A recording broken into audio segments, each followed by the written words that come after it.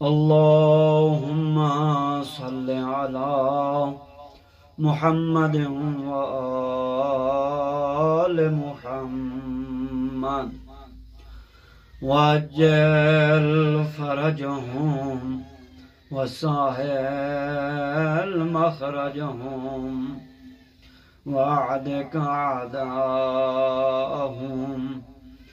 اللهم ارزقني فيه طاعة الخاشعين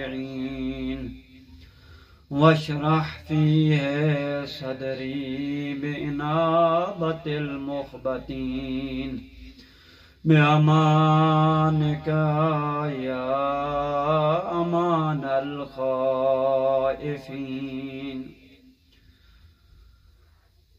انشاءاللہ مومنین کرام آپ خیریت سے ہوں گے. دعا ہے کہ خالق کائنات تمام مومنین کی پریشانیوں کو دور فرمائے، امام زمان کا جل ظہور فرمائے، ہمارے ملک پاکستان کو ترقی نصیب فرمائے. تو میرے محترم سامعین، یہ جو ماہ مبارک رمضان کی 15 دن کی دعا میں جو رسول مکرم رسول اکرم صلی اللہ علیہ وآلہ وسلم نے ہمارے لیے یہ ارشاد فرمایا ہے، تو میرے محترم سامعین آئیں اس کو ترجمے کے ساتھ پڑھتے ہیں جو میں نے اس دعا کو پڑھا ہے، اور اس میں کن چیزوں کی طرف رسول مکرم نے ہمیں متوجہ کرنے کے لیے متوجہ کیا ہے. فرمایا ہے خدا سے اس دعا میں کن چیزوں کی آپ نے طلب کاری کرنی ہے، کن چیزوں کو آپ نے مانگنا ہے. فرمایا اللہم ارزقنی فیہ طاعت الخاشعین، اے اللہ آج کے دن مجھے خاشع و خاضع لوگوں کی سے اطاعت کی توفیق عنایت فرما.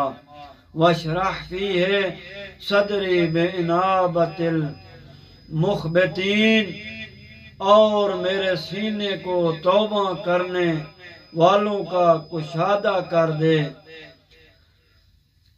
بِأَمَانِكَ یا امان الخائفین، اپنے امان کے ذریعے سے اے خوف زدہ لوگوں کو، اے خوف زدہ دلوں کو امان بخش دینے والا.